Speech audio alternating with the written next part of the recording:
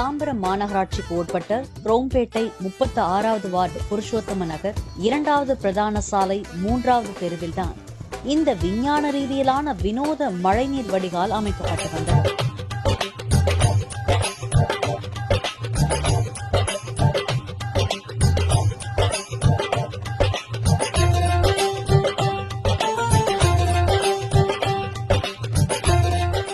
அடுத்த மழை வருவதற்குள் கான்கிரீட் கலவை, மிஷினில் போடப்பட்ட கலவை அனைத்தையும் கால்வாய் பணிக்காக தோண்டப்பட்ட பள்ளத்தில் தேங்கிய மழை நீரில் கொட்டுவதில் வேகமாக இருந்தனர் அந்த ஒப்பந்த பணியாளர்கள்.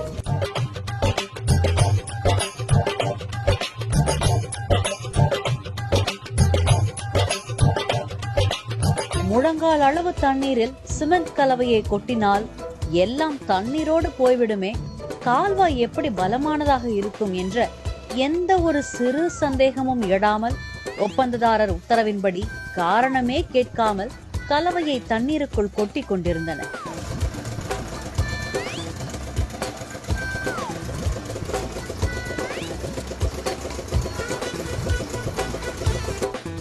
தண்ணீருக்குள் கலவையை கொட்டி வீணடித்த அதே வேகத்தில் தண்ணீருக்குள் தரைத்தளம் செட்டாகிவிட்டது போல பலகைகளை கொண்டு பக்கவாட்டு கான்கிரீட் சுவர் அமைப்பதற்காக தண்ணீருக்குள் பலகைகளையும் இறக்கினர்.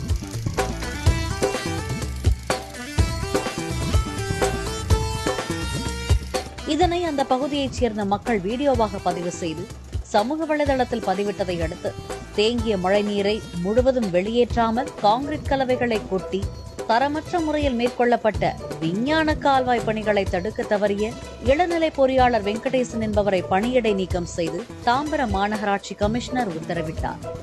பாலிமர் செய்திகளுக்காக தாம்பரம் செய்தியாளர் வசந்தன்.